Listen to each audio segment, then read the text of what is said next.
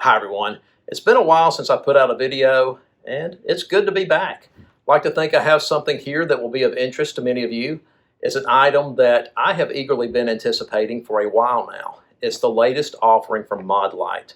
It's Modlite's PL350 pistol light. There it is. Not many of these in the wild currently, and I'm happy to have this sample in my hand. It's a great light.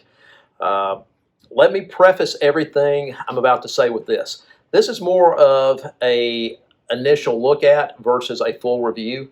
I have not even put any rounds down range with this on a pistol. It has been on several guns. A lot of people have been checking it out. It's been used in some force-on-force scenarios in low light environments, and so far I'm really impressed.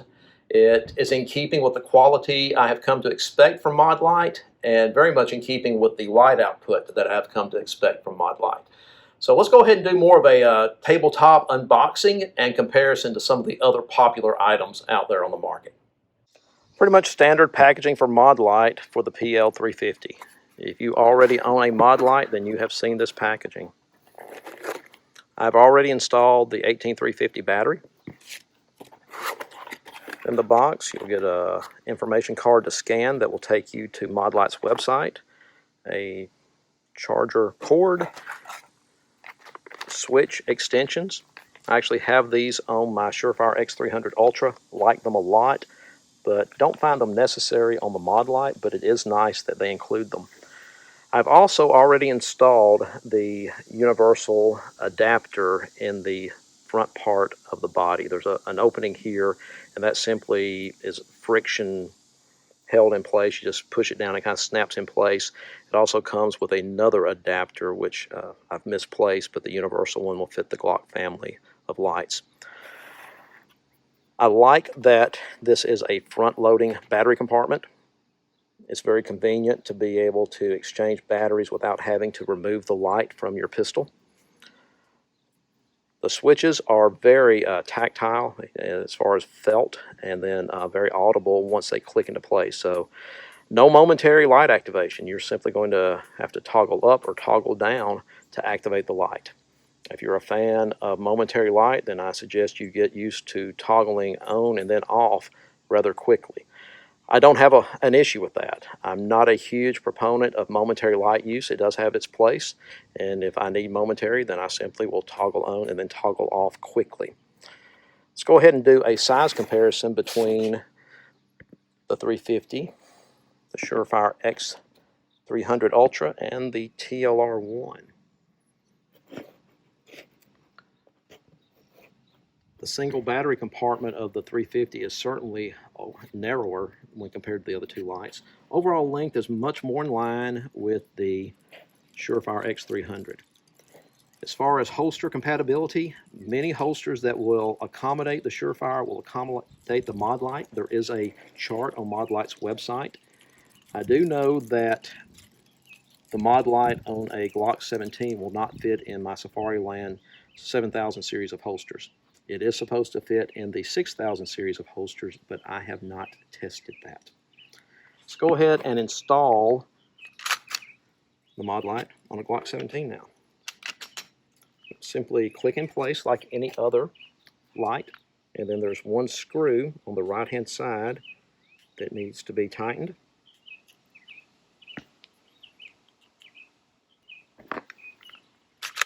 And there you have it.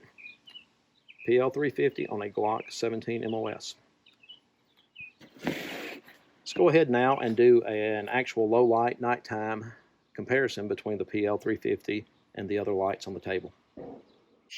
Going to do my best to give a good comparison between the PL350 and a few other lights on the market. I have a target downrange at 35 yards, and I have the camera set to where it appears to be showing what the naked eye is seeing. PL350 on the left, handheld Modlite on the right. It also has the PLH V2 head. No perceivable difference between the two. Very comparable throw and illumination downrange.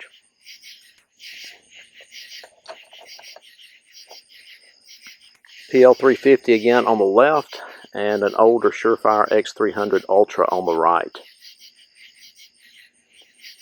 Really no comparison. The Surefire is doing a good job, but it can't compare to the throw of the Modlite. I can just see a whole lot more downrange, not just the target itself, but well past the target.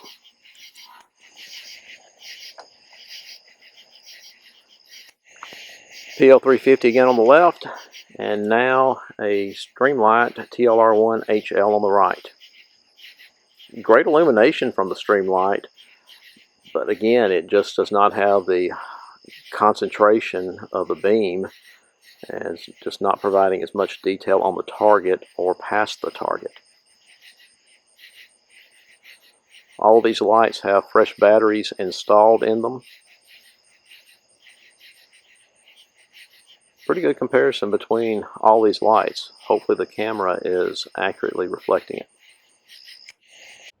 As you saw from the install video, the PL350 on a Glock 17 MOS. Just to give you an idea of what that looks like dimensionally, as the Glock family of guns is where you'll probably find a lot of PL350s finding a home in the future.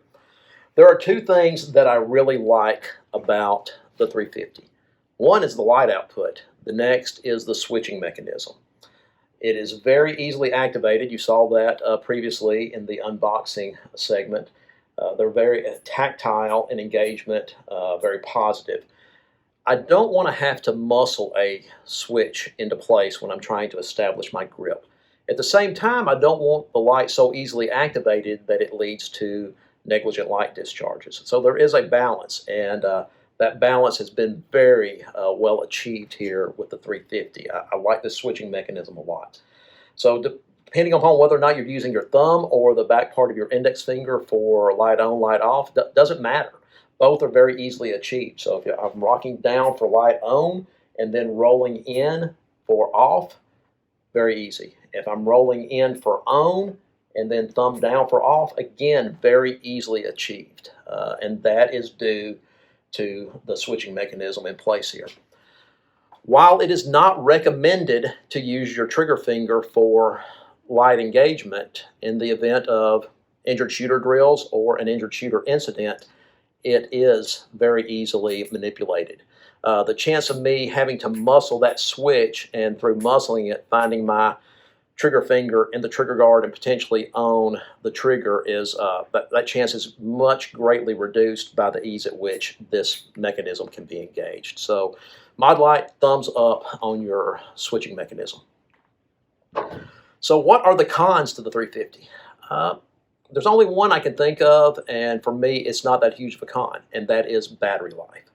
I've gone through 2 complete burn cycles with the 350, and what I found is you're getting max light output, that full power light output for 16 minutes, at which time the light flashes 3 times and it steps down 1 intensity level. That can be seen in this video here. As the light continues to draw energy or draw power, it will go through 5 complete step-down cycles until it completely goes out. The second light output level is still very useful. You get that for approximately 10 minutes, and that light level is on par with a TLR1 HL. So you're looking at 16 minutes of full output, another 10 minutes of really good light output for approximately 26 minutes of very good useful light. So would I prefer a longer burn time? Well, heck yeah. Give me an hour, give me 2 hours. Give technology time, we'll get there. But right now we have what we have with the 350, and I find that very acceptable. 18 350 batteries are relatively inexpensive, and they are small. I can carry several of those. The light is giving me an indicator through those flashes that it's reaching the end of that battery life, and so I can simply change batteries out at that point. So that's the only negative or con that I can think of. So what are the pros? 2 big pros for me. Switching mechanism, we just talked about that, and then light output. I mean, this thing is throwing a lot of light. If you're in the camp that believes you can't have enough light output, then right now the PL350 is as close as you can get to maxing out that light downrange on a pistol-mounted light.